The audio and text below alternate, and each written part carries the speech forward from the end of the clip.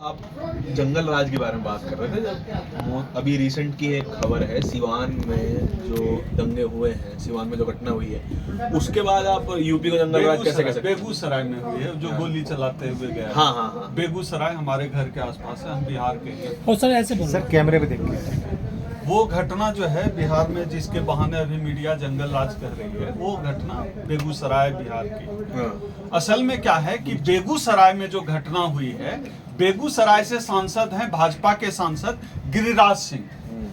गिरिराज सिंह के संसदीय क्षेत्र में जिस जाति से गिरिराज सिंह आते हैं, उस क्षेत्र में तमाम जितने भी अपराधी हैं, वो तमाम अपराधी गिरिराज सिंह की जाति भूमिहार जाति से आती है।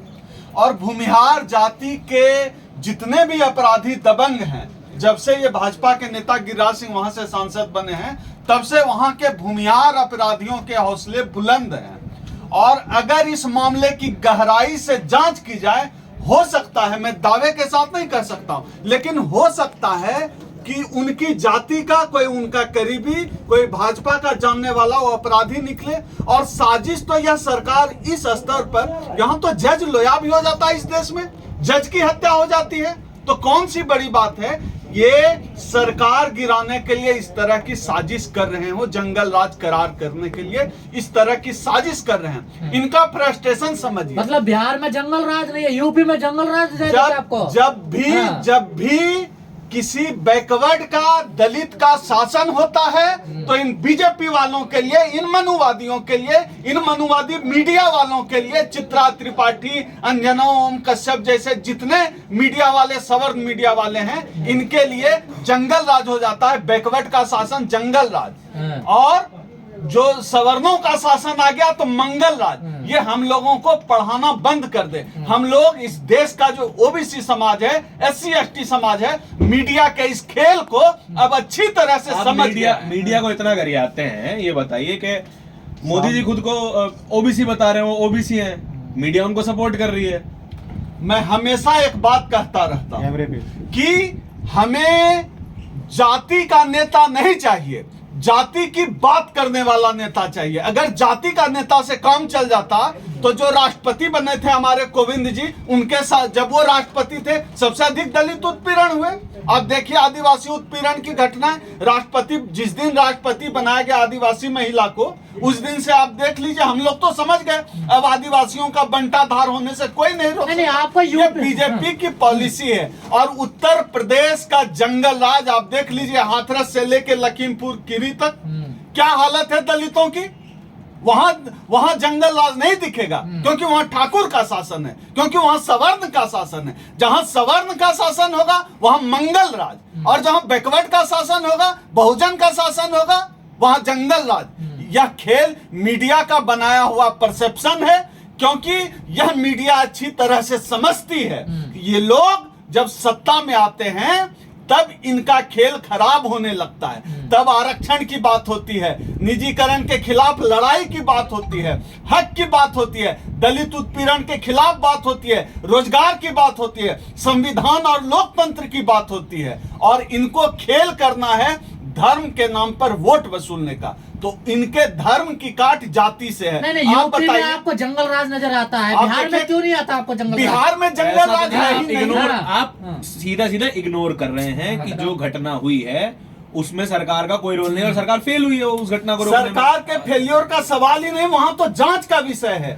जो मैं फिर से बता रहा हूं, जिस भौगोलिक क्षेत्र में वह घटना हुई है, वहां के सांसद गिरिराज सिंह हैं, गिरिराज सिंह की जाति भूमिहार, और उस पूरे भौगोलिक क्षेत्र में सारे भूमिहार जाति के अधिकतर अपराधी हैं। तो जांच होनी चाहिए इस बात की कि जब से वो सांसद बने हैं, मिनिस्ट्री में आए हैं, तब से उस इलाके के भूमिहार अपराधियों के हौसले बुलंद हैं। ये लोग तो जज की हत्या कर देते हैं, ये लोग सरकार गिराने के लिए क्या क्या नहीं करते हैं। मुझे तो उसमें ये लग रहा है, बिहार के बेगूसराय वाली घटना में, कि इस घटना में भाजपा का हाथ है। इस मामले की निष्पक्ष जांच होनी चाहिए कि कहीं भाजपा का तो हाथ नहीं है, कि वो कर तो कुछ नहीं पा रहे हैं। क्योंकि जब से तेजस्वी डिप्टी सीएम बने हैं, सरकार बदली है, बीजेपी सरकार से हटी है, वहां रोजगार की बात हो रही है, जाति जनगणना की बात हो रही है, ओबीसी आरक्षण की बात हो रही है, मंडल कमीशन के आयोग की, मंडल आयोग के सिफारिशें लागू होने की बात हो रही है। यह खटक रहा है भाजपा को। यही जो खटकन है, यह मुझे बड़ी साजिश लगती है कि सरेआम बेगूसराय में यह जो घटना हुई है, इस घटना के पीछे वो लोग शामिल हैं, उस राजनीतिक दल के लोग शामिल हैं जिन्होंने बाथे नरसंहार कराया, जो रणवीर सेना को फंडिंग करते थे। वो लोग ये नहीं करवा सकते क्या? जांच होनी चाहिए ऐसे लोगों, और ऐसे सुशील मोदी जी की भी जांच होनी चाहिए। भाजपा के कई बड़े नेताओं का नाम उन नरसंहारों में भी आया था जब दलितों का नरसंहार हुआ था। तो जांच होनी चाहिए, और मैं पूरे यकीन के साथ कहता हूं कि अगर निष्पक्ष जांच हुई तो इनका कोई न कोई साठ गांठ जरूर निकलेगा। यह साजिश है बिहार में पिछड़ों की सरकार को बदनाम करने की। असली जंगल राज तो उत्तर प्रदेश में है। क्या हो रहा है वहां? लखीमपुर खीरी में क्या हुआ? हमारी 2 दलित बहनों की जो है हत्या कर दी गई। क्या हो रहा है उत्तर प्रदेश में? हाथरस में क्या हुआ? हर दिन सरेआम क्या हो रहा है वहां उत्तर प्रदेश में? रविशंकर प्रसाद कह रहे हैं बीजेपी कार्यकर्ताओं के साथ गलत किया है पुलिस ने बंगाल में। और जो बीजेपी कार्यकर्ताओं ने पुलिस के साथ किया है, इतनी बेरहमी से पुलिस की पिटाई की है, वो एकदम अपराधी लग रहे हैं। पुलिस के साथ ऐसा व्यवहार, पीट रहे हैं, लाठी डंडों से पीट रहे हैं। क्या इनके घर में कोई नहीं है? कोई संवेदना नहीं है भाजपा संघ वालों को? गुंडा, ये लोग पूरी तरह से गुंडे हैं। भाजपा और संघ के लोग खुलेआम गुंडागर्दी करते हैं, और इनके गुंडागर्दी पर रोक इस देश की जनता आने वाले समय में लगाई। हर दलित बच्ची के लिए स्मृति ईरानी खड़ी है, हर महिला के लिए स्मृति ईरानी खड़ी है। देखिए, लखीमपुर खीरी के लिए स्मृति ईरानी नहीं आएंगी, वो तो झूठ की मशीन है। अभी ताजा तरीन इनका तो ये असल में भाजपा और संघ झूठ की चलती फिरती फैक्ट्री होती है। झूठ की मशीन है। अभी उन्होंने झूठ बोला ना, एक ताजा जो विपक्ष के नेता है राहुल गांधी जी को लेकर उनका एक बयान आया था कि विवेकानंद की मूर्ति को प्रणाम नहीं किया, निर्लजता किया, और वो वीडियो आ गया जिसमें विवेकानंद की मूर्ति को प्रणाम करके चल रहे। उनकी बेटी का जो बियर बार चलने का मामला है उसमें झूठ पकड़ा गया। ये उनका जो ये डिग्री है कौन सा पता नहीं, ये लोग किस यूनिवर्सिटी किस तरह की डिग्री है, इतना झूठ ये लोग बोलते हैं। वो जवान फिसल जाते हैं। बीजेपी वाले बोल रहे हैं तो जुबान फिसल गई, बाकी लोग जो बोल रहे हैं झूठ। मतलब तो प्रधानमंत्री जी की तो रोज ही जवान फिसल रही है। कहां से डिग्री लेकर आए हैं इंटायर पॉलिटिकल साइंस? इस पृथ्वी पर, इस ग्रह पर तो ये डिग्री कहीं नहीं पाई जाती है। कैम्ब्रिज से लेकर भागलपुर और बनारस और जेएनयू जैसे विश्वविद्यालय में। पता नहीं मोदी जी हो सकता है एलियन होंगे, दूसरे ग्रह से डिग्री लेकर आए हैं। उनकी तो डिग्री का आपका तो काम है, छोड़ी आपका तो काम है बीजेपी का विरोध करना। डिग्री पर बात इसलिए हो रही है क्योंकि झूठ बोलते हैं, ये उनके झूठ पर बात हो रही है। अब देखिए, अब जन्मदिन आ रहा है, थोड़ा सा कम आलोचना करेंगे तो क्या हो जाएगा? नहीं, उनके जन्मदिन से जनता को क्या फायदा होना है? उन्होंने 8 साल छोड़ सकते हैं ना। इस 8 साल में उन्होंने देश की जनता को तबाह और बर्बाद कर दिया है। सबसे अधिक मार अगर पड़ी है मोदी जी के अताताई की मार पड़ी है, उस देश के दलितों, पिछड़ों, आदिवासियों, अल्पसंख्यकों और महिलाओं पर मार पड़ी है मोदी जी के। जितना उन्होंने अत्याचार किया है इस समुदाय के ऊपर, इसलिए हमें बोलना पड़ेगा, क्योंकि हम बाबा साहब को मानते हैं, बाबा साहब के संविधान को मानते हैं, इस देश के लोकतंत्र को मानते हैं। आज हमारा मानना है इस देश में संविधान को बचाने की जिम्मेदारी, लोकतंत्र को बचाने की जिम्मेदारी इस देश के अम्बेडकरवादियों की है। इसलिए हम लोग आखिरी दम तक लोकतंत्र को बचाने के लिए, संविधान को बचाने के लिए लड़ते रहेंगे। मोदी जी सारे हिंदुओं को एकजुट कर रहे हैं 18-18 घंटा काम करके, और आप ये कह रहे हैं भैया इतने पहले हिंदू की परिभाषा तो तय हो जाए, कौन है हिंदू? आरएसएस का चीफ 100 साल में सिर्फ ब्राह्मण होता है। आप भी तो हिंदू हैं। फिर हमको किसी दलित को आरएसएस का चीफ बनाओ, किसी आदिवासी को आरएसएस का चीफ बनाओ, किसी महिला को आरएसएस का चीफ बनाओ, तब न जाने यादव को बनाओ, गुर्जर को बनाओ आरएसएस का चीफ, तब तो मानेंगे कि हिंदू राष्ट्र है और हम भी हिंदू हैं। जब राष्ट्रपति बना दिया, आप जज क्यों नहीं बना रहे? वाइस चांसलर क्यों नहीं बना रहे? जेएनयू जैसे विश्वविद्यालय में तमाम सेंट्रल यूनिवर्सिटीज में एक भी वाइस चांसलर क्यों नहीं है? योग्यता नहीं है, योग्यता नहीं है। कोई भी योग्यता क्या होती है? जो बच्चा अभी मांग रहा है आपसे चौक चौराहे पर 10-5 रुपया, उसका इंग्लिश स्कूल में कॉन्वेंट में एडमिशन करवा दीजिए। फिर देखिए कम से कम वो इंजीनियर तो जरूर बनेगा। और जो बच्चा करोल बाग के पब्लिक स्कूल में पढ़ता है उसका सरकारी स्कूल में एडमिशन कराइए, जहां गांव का दलित पढ़ता है। सब योग्यता का तेल निकल जाएगा। योग्यता तो अवसर का नाम है। जिसको अवसर मिला वो योग्य यात्रा में सबसे ज्यादा आप लोग दिखते हैं, तो कहाँ से योग्यता आएगी? ऐसा फूलों की बिल्कुल बरसात नहीं। में आप लोग खुश हैं? ऐसा है कि हम लोगों के अंदर धर्म और जाति का जहर इतना डाल दिया गया है, इतना डाल दिया गया है, उसको तोड़ने में बाबा साहब टूट गए, उसको तोड़ने में मान्यवर कांसीराम टूट गए, उसको तोड़ने में पेरियार की क्षमता खत्म हो गई। ये आसान नहीं है। जातिवाद का जो जहर है ना, वो एड्स के वायरस से भी खतरनाक है। ये ऐसे इतनी आसानी से नहीं जाने वाला है। ये जो धर्म की अफीम है, ये दुनिया का सबसे खतरनाक नशा देती है। इन मनुवादियों ने ये अफीम हमारे समाज के अंदर डाली है, और उस अफीम का इलाज, उस नशे का इलाज अम्बेडकरवाद है। उसी से इलाज हुआ है, उसी से इलाज होगा। तो फिर ये अम्बेडकरवादी मंदिर जाते क्यों हैं? मंदिर, राम मंदिर में बड़े खुश हैं। अभी की स्थिति आप 10 साल पहले की स्थिति देख लीजिए। 10 साल पहले हम ही मंदिर में सिर झुकाते थे, लेकिन जब अम्बेडकर को पढ़ा समझा तो हमने सिर झुकाना बंद कर दिया। कहाँ पढ़ा? ये ज्ञान से अर्चना गौतम तो अभी भी जा रही है मंदिर ये में। ज्ञान से होता है। नहीं, सब लोग नहीं बदले हैं, जो लोग बदले हैं। और ये कोई ऐसा नहीं है कि ओवरनाइट जो है पूरा देश का हर दलित ओबीसी अम्बेडकरवादी हो जाएगा। ये एक प्रक्रिया है, सतत चलने वाली प्रक्रिया है। पेरियार, ज्योतिबा फुले, सावित्रीबाई फुले, मान्यवर कांसीराम से इस तमाम लोगों ने इसके लिए लड़ा है, तब आज स्थिति बदली है। नहीं तो कहां कुछ हो रहा था। कल तक तो ये चैनल दलितों की बात नहीं करते थे, आज इतने हमारे चैनल हैं। आज बात जा रही है ना। अगर 20 लाख आपका व्यू गया एक वीडियो का, इतने लोगों ने तो देखा, तो एक धर्म पर कोई सवाल तो उठाना छोड़ दीजिए, कोई खिलाफ नहीं बोल सकता था। अब तो सवाल उठाया जा रहा है, तर्क की बात की जा रही है। बाबा साहब के आने के बाद हुआ, ये हजारों सालों की ये गुलामी है, इतनी आसानी से नहीं जाएगी। ये लंबा संघर्ष है। थोड़ा उबाऊ हो सकता है, थोड़ा थकाऊ हो सकता मगर है, आप लोगों में ही ऐसी दोगला नीति खेली जाती है। पहले मेघवाल के लिए वहाँ पर आते हैं, धर्म और जाति की आलोचना करते हैं और बोलते हैं, और उसके बाद खुद स्टेटस लगाते हैं इस तरीके के, खुद गुरुओं को मानते हैं, खुद धर्म गुरु को मानते हैं। पर्सनल किसी ने ऐसा अगर किया हो तो उनका पर्सनल इशू हो सकता है, कोई धर्म गुरु को माने या नहीं होंगे, 50 भी होंगे, 50,000 भी हो सकते हैं, लेकिन उनको हम उदाहरण नहीं मान सकते। वो उदाहरण नहीं है। उदाहरण बहुत सारे लोग हैं जो लगातार इतनी आसानी से नहीं बदलने वाला। इस बात को ठीक से समझ लीजिए। अम्बेडकरवाद इतनी आसानी से नहीं आपको नहीं लगता? देखिए, आस्तिक होना बड़ा आसान है कि पत्थर पे जाके नारियल पटक दिए, अगरबत्ती दिखा दिए, बड़ा आसान है।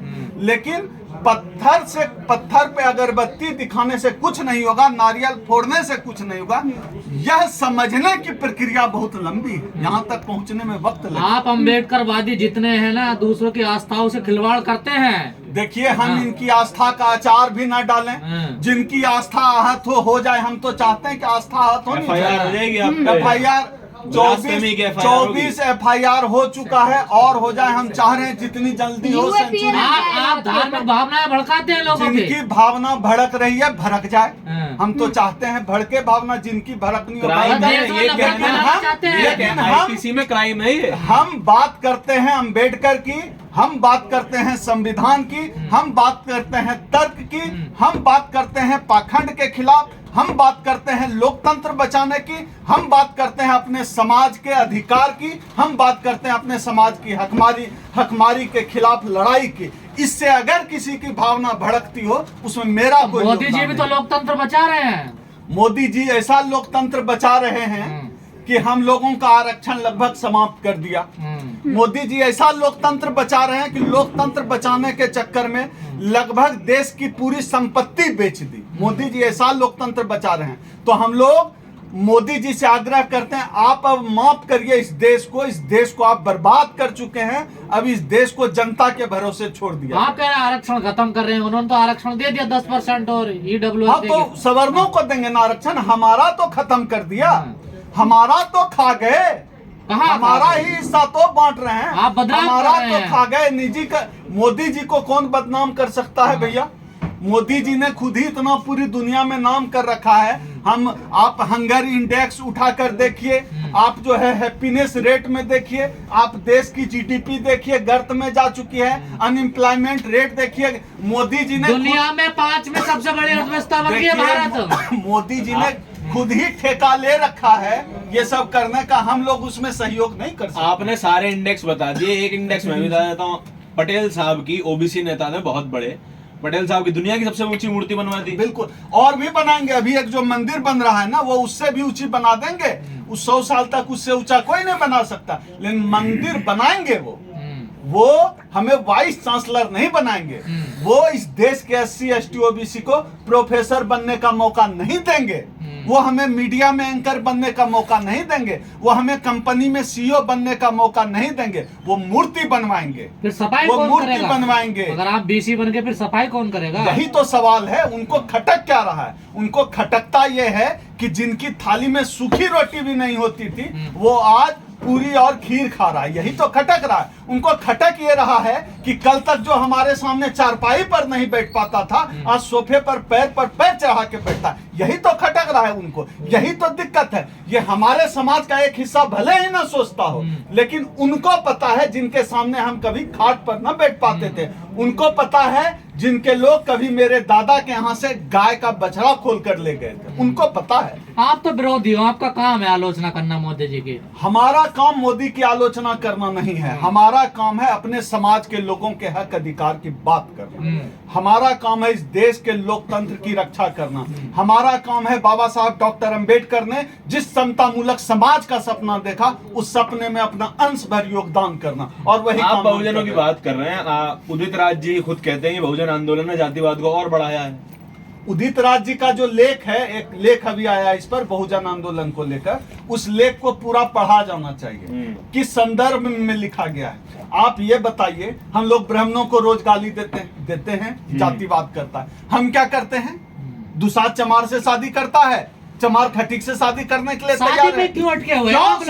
आपस में आप रोटी बेटी का रिश्ता नहीं कर रहे हैं। आपस में रोटी बेटी का रिश्ता नहीं, गाली दे रहे हैं ब्राह्मणों को, वो जातिवाद। ब्राह्मण को करता है क्या आपस में? आप क्या कर रहे हैं? आप जो है ब्राह्मण करता है क्या? हम क्या कर रहे हैं? जाट करता है क्या? राजपूत करता मैं है वही क्या? बता, हम वही बता रहे हैं। हम आपस में रोटी बेटी का रिश्ता नहीं कर रहे हैं। जो अनुसूचित जातियां हैं वो आपस में एक होने के लिए तैयार नहीं है। गलियाए जा रहे हैं, ब्राह्मणों को गलियाए जा रहे हैं। तो शादी हो जाएगी तो विकास हो जाएगा दलितों का। दिमाग में जो जातिवाद की गंदी सोच है, जो मनुवादियों ने, ब्राह्मणवादियों ने हम सबके दिमाग में जो जहर डाला है जातिवाद का, उस पर बात करना तो जहर को पाले भी तो हम ही जा रहे हैं। मैं उसी पर तो बात कर रहा हूँ। उस जहर को निकालना पड़ेगा। उस पर बिना बात किए संभव नहीं है। हम सबको भी अपने अंदर का जातिवाद खत्म करना पड़ेगा। आप तो कहते हैं जाति है, जो जाति नहीं है कभी जाएगी ही नहीं। मैं तो कभी नहीं, मैं 5-6 लाख साल बाद की बात कर रहा हूँ, तब भी नहीं जाएगी। एड्स का इलाज निकल जाएगा, लेकिन जाति का इलाज इस दुनिया में संभव नहीं है। संभव नहीं है। आपके हिसाब से क्या इलाज होना चाहिए?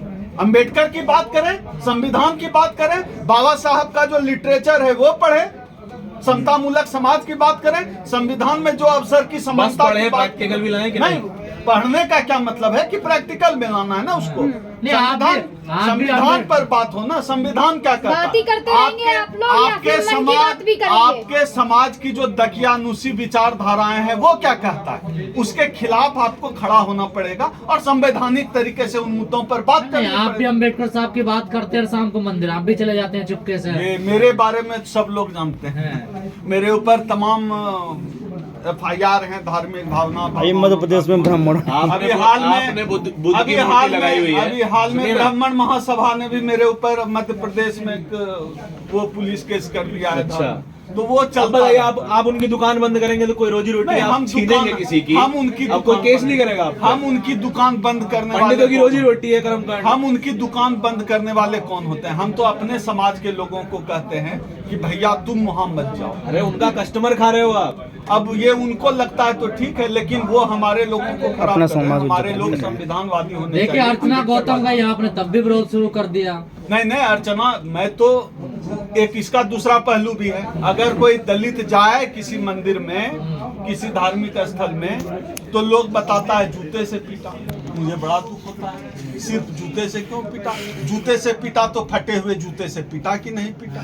तो दलितों का मंदिर लोकतंत्र संसद है, मंदिर वो धार्मिक मंदिर नहीं है। दलित तो पहले हिंदू ही नहीं है, मैंने अभी आपको बता दिया। दलित संसद तो में आप वो भी भैया, मंदिर आप जाते हिंदू हैं। नहीं है, दलित हिंदू ही जय नहीं। श्री राम का नारा कौन नहीं, लगाता है? दलित हिंदू है ही नहीं।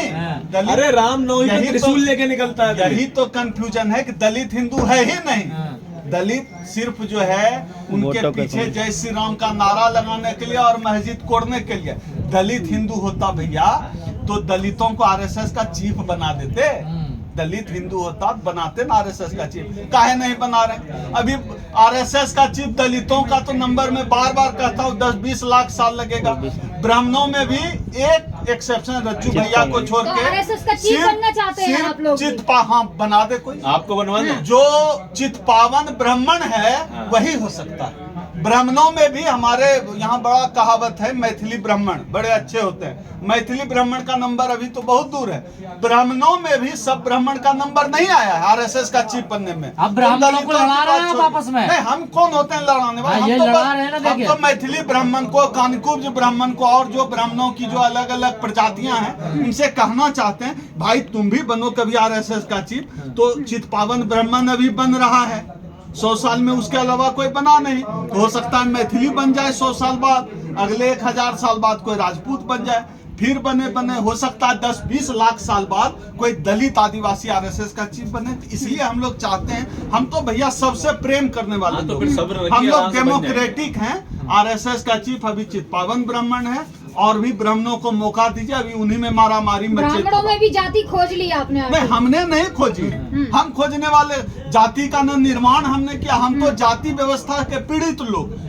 अगर हमने जाति खोजने का काम किया होता, जाति बनाने का काम किया होता तो हम तो ऊपर रहते। हम तो 4 में भी नहीं है, हम तो 4 से भी नीचे पंचम वर्ण है। हमें पंचम वर्ण अस्पृश्य कहा गया, तो हम तो उसमें है ही नहीं। हम कौन होते हैं जाति खोजने वाले? जाति खोजने वाले आदि गुरु शंकराचार्य थे, जाति खोजने वाले वो थे। हम कौन होते हैं जाति खोजने वाले? हम तो इस व्यवस्था के पीड़ित लोग। चलिए ठीक है। चलो बहुत धन्यवाद।